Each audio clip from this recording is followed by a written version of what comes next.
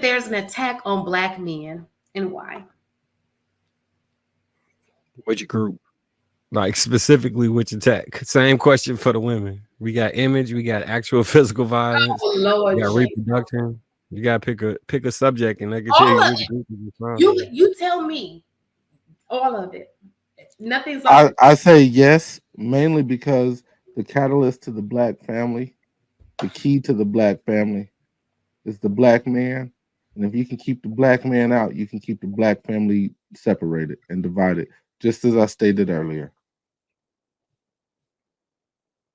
Yeah, I And think that's that all groups.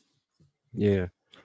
I think that the removal of vocational training, so things that can actually produce jobs for people as soon as they get out of school, creates a prison pipeline.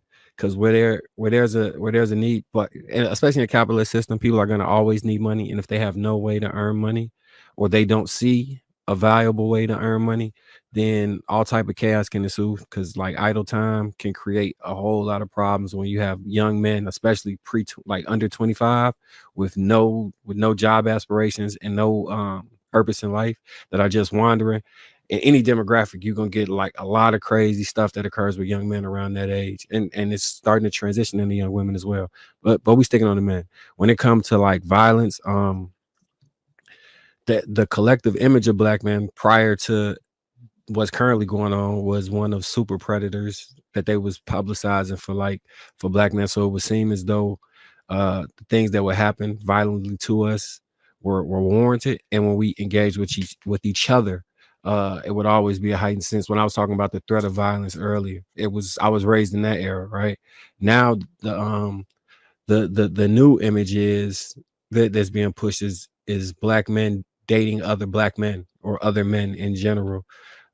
So you got the removal of what like heterosexual couples look like, and for black women specific. So like if you look at like Disney cartoons or TV shows or popular things, look at the father in those shows that's with the black woman, and it'll explain everything. If you just look en masse, if you take 10 shows where there's a black mom, just look who that father is, and a lot of that stuff will start to make sense. I've heard somebody compare life to a game of pool, and the game ends when the 8 ball go in the pocket.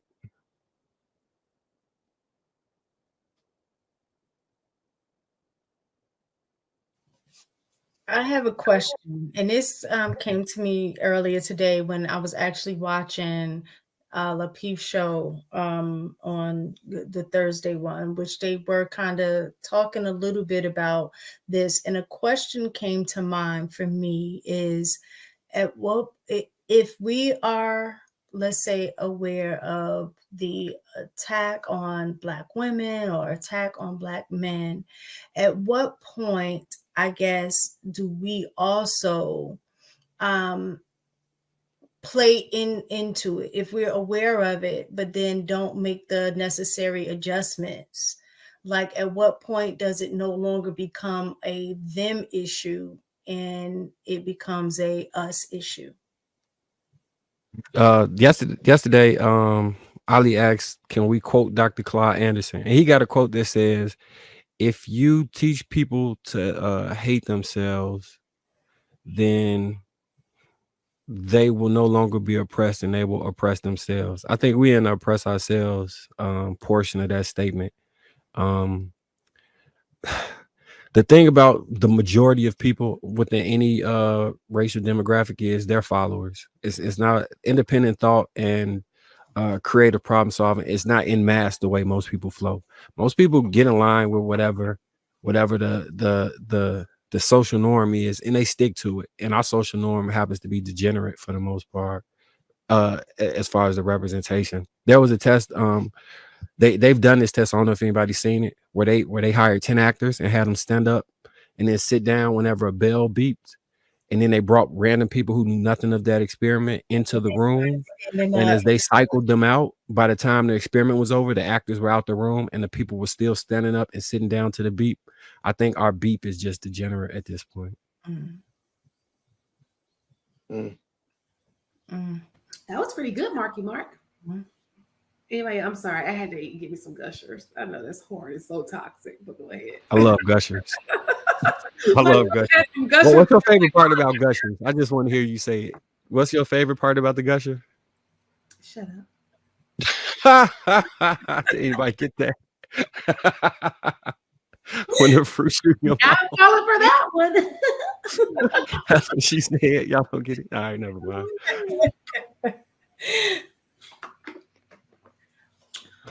Anybody else wanted to talk about the attack on men? Anybody else have anything to add? Yeah, I wanted to jump in on this. I think the gentleman did a great job of talking about it, but I think the emasculation of Black men is really important.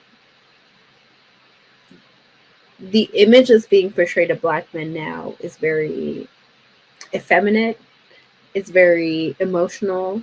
It's very erratic, and it becomes less appealing. Because if we really take a look at it, right, if we really dissect it, when a Black man is living in his masculinity, there's nothing more powerful than that. And I'm not saying Black women aren't powerful and aren't amazing and all sorts of, but there is nothing like a Black man living in his masculinity. Nothing compares to it. Not another race, not another ethnicity, not another nothing, right? The power behind that image is already powerful enough. But the power behind the impact of that is really important. And Mistaken talked about the question of like, at what point do we own responsibility of feeding into it?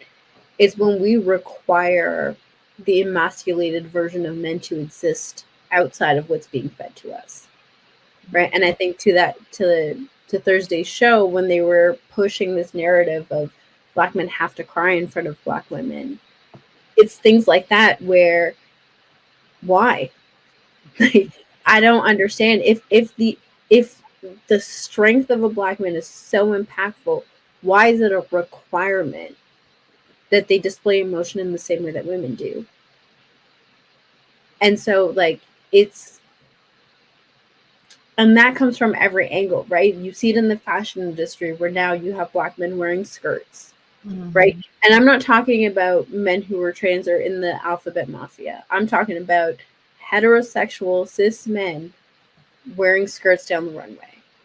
We're seeing that in magazines, we're seeing it on runways, we're seeing it in fashion, right?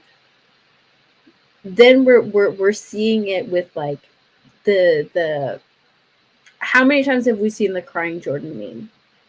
How many times have we seen Tyrese crying going viral, like the same video going viral over and over again, right? How many times do we see these randoms, like these skits that we're not sure if their skits are real or not, where men are acting overly emotional, right? We're being force-fed this stuff, and we see it so much that now we're like, if we don't see that level of emotion from a man, then there's something wrong with you. There isn't. A Black man living in his masculinity is the thing that is like absolutely essential to our community. But we've allowed all of these outside forces to influence us in a way where we no longer appreciate the value that brings. Oz, can you do me a favor? Can you describe what that looks like, a Black man in his masculinity? Absolutely. So stoicism, right? That does not mean you don't have emotions. That means you have mastered your emotions. You control them. They don't control you. It is influence, right? Not only over yourself, your immediate household, but anybody who comes into contact over you. Just you carrying yourself in the way that you do inspires people to want to know you, want to know more about you, and want to emulate you.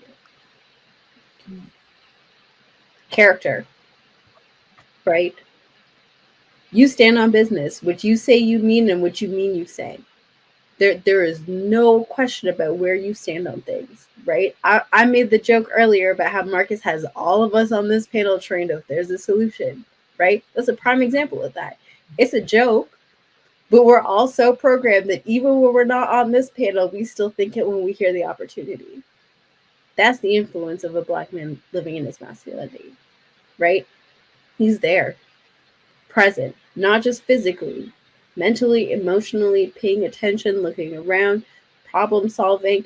There is a physical and energetic presence to him. He exists in the space. He takes up space. And I could go on forever. I don't know how much time we have, but I'll stop there. That was dope AF. I love it. I love it.